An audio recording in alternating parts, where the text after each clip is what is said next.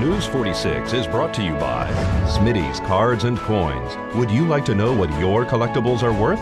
Come by 2281 Postal Road, Unit 4, across from the post office. News is also brought to you by J.K. Nelson Law. Call 727-9900 today for your free consultation. If you need a lawyer, you need Nelson.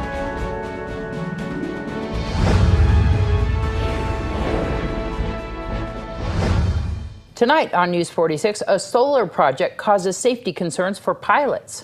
A veteran and his family need your help. And cops and firefighters battle in the Top Gun Challenge. News 46 starts now. You're watching KPVM News 46 with Deanna O'Donnell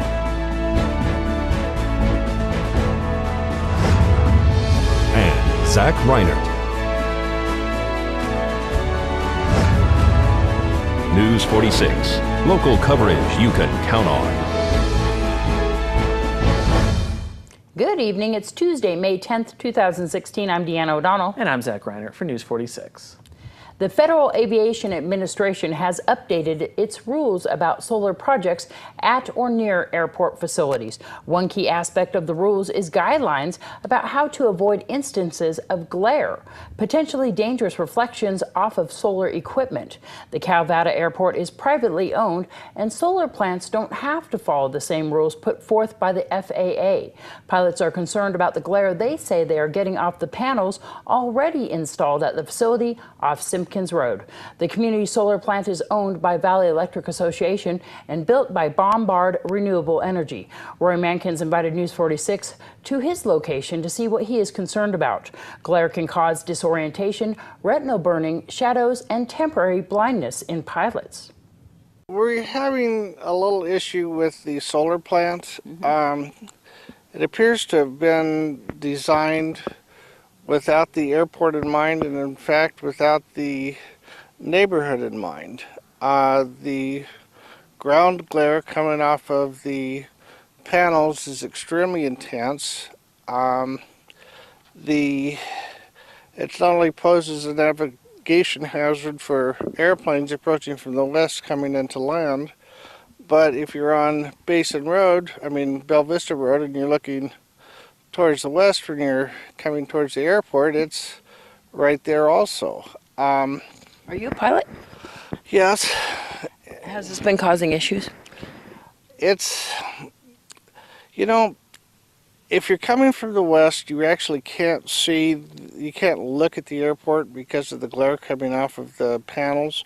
If you're coming from the north and south, not so much. The problem is we're an untowered field, so we like to have people approach midfield so they can actually look out the window, make sure there's no airplanes taxiing or getting ready to take off before they enter their landing pattern.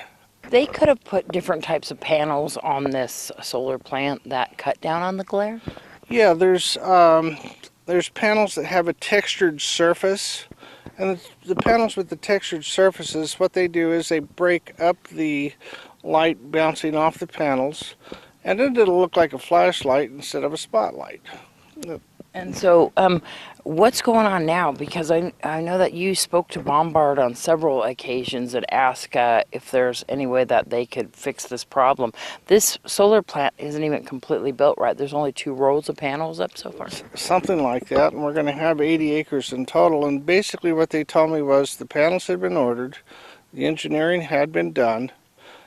They did not have to comply with any FAA regulations because we were a private airfield, so as far as they were concerned, it's over. Quite frankly, we don't know what to do about it. We're not a federal airport, so as such we have no protection from the government. Our planning and zoning department, quite frankly, didn't have enough technical expertise when they were permitting the plant to know about this stuff, and it's just another example of a really big company coming in, maximizing their income and minimizing their care about the community. That's all I can say. And News 46 did contact Valley Electric Association about the pilot's concerns. They replied with no comment at this time. If you would like to contact Roy, his number is 775-910-9289. The Simpson family needs your help. They're a family of 8 who just moved into town. We spoke to the veteran, his wife, and 6 kids this morning in our studios. I have a brother that lives here in town. Haven't seen him in 25 years. Wanted to get back in touch, and things went haywire in Texas, so it was a perfect time for us to leave. So moving the family was a big feat, I'm sure, just to get them over here. Yes, it was small vehicle, but we made everything work, and everything we owned was in the back of it. John, you're a veteran? Yes, ma'am. Tell me about yourself. 23 years, active in reserve time, flew in the P3 Orion, had 4 different types of cancer. Other than that, How's everything going? Right now it's been a little bit of a struggle. We're trying to find a home that we can afford that has a minimum of 4 bedrooms. Because of all our kids, we have to have a minimum. And it's, right now, we have had lots of help from the veterans organizations here in Pahrump to be able to get food and a place to stay temporarily until we do find a home. Can't afford much more than about $1,000 a month, but they have been very willing to help us find where everything is here in town, take us around, and get us into the different organizations for assistance. So what you guys are looking for is right now a place that you can stay, that you can rent, that's relatively cheap. How's the job going? Are you guys working right now or what? Eventually I'll be working from home. I have a degree in medical transcription. With his disability, he is unable to work. What else do you guys need? We will be needing everything to set up a home because we have no furniture, no pots and pans, nothing. We do have the ability to get food on our own. It's just not having a place to store anything. How can people contact you? You can call me on my cell phone, 469-835-9196. The Top Gun Challenge was held at Spring Mountain Motorsports recently. The charity event consisted of a Corvette autocross competition between the Nye County Sheriff's Department and Pahrump Valley Fire and Rescue. All proceeds raised have been donated to local organizations and charities. In the end, the Nye County Sheriff's Office took the title. Here is Sheriff Sharon Worley, Fire Chief Scott Lewis, and General Manager of Spring Mountain Motorsports, Dave Petrie. You know what, we wanted to try and do something to give back to the community. You know, the Sheriff Department and the Fire Department's always been there for us when we've needed them, and we thought it'd be fun to give back something to them, but also kind of create a little bit of team building and a little bit of competitiveness between the 2 departments. So they're out here today, they're running. So far I've heard the Fire Department's a little bit ahead, a little bit quicker than the police officers, but I think this afternoon we'll see maybe the officers will get a little bit quicker.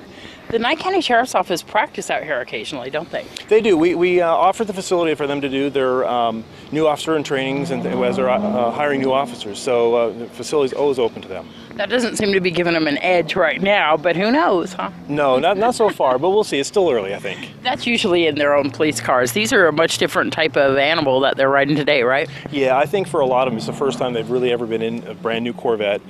So we've got the Stingrays ready for them, and I think it's a little bit different for them. So there's a lot of horsepower, so it's a little wet this morning. It's drying up now, but it's going to be a fun, competitive afternoon, I think. Well, we're having a very friendly team competition between the fire department and the sheriff's office. And these Corvettes here at Spring Mountain Motorsports, tell me about the difference in the training that you guys have on the job in racing these kind of vehicles.